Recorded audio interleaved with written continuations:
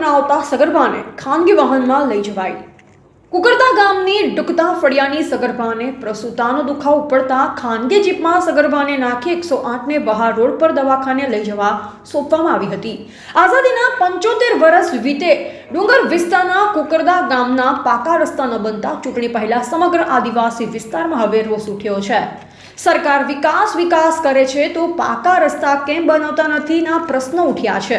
નસવાડી તાલુકાના ડુંગર વિસ્તારના કુકરદા ગામના ડુકતા ફળિયાની ભૂરીબેન રાજેશ ડુભીલ સગર્ભા હોય તેને રાત્રે દુખાવો પડ્યો, પરંતુ તેને ખબર હોય અડધી રાત્રે મને જોલીમાં નાખી ઉચકીને ગ્રામજનો રોડ સુધી લઈ જશે, છતાંય તેને તેનો જીવ જોખમમાં મૂકી સવાર પડવાની રાહ જોયા બાદ સવારે તેને ઘર સુધી એક ખાનગી જીપ બોલાવવામાં આવી, જે ખાનગી જીપમાં સગર્ભાને નાખી કુકરદા ગામના બસ સ્ટેન્ડ પાસે 108 ઊભી હોય ત્યાં લઈ જઈ સોંપવામાં આવી।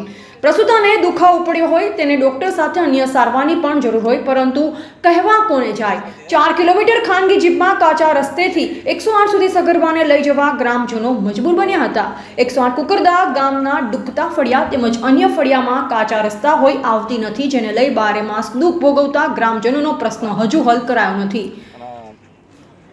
પંચમી આવે માટે તે ચૂંટણી આવે ત્યારે નેતાઓ રસ્તાનો વાયદો કરે છે। માનવ અધિકાર પંચ અમારા ગામના રસ્તાની નોંધ લીધી છે, પરંતુ સરકારી તંત્ર કાગળ પર રિપોર્ટ કર્યા હતા, એમાં માટી મેટલ રસ્તા નરેગા યોજનામાં બનાવવાની વાત કરી, એનો શું મતલબ? સરકાર આટલો વિકાસ કરે છે છતાંય અમારા ગામનો રસ્તો બન્યો નથી। ચૂંટણી વખતે મત લેવા વાયદા કરે છે, પછી કોઈ જોવા આવતું નથી, જે હાલ ગ્રામજનો જણાવી રહ્યા છે।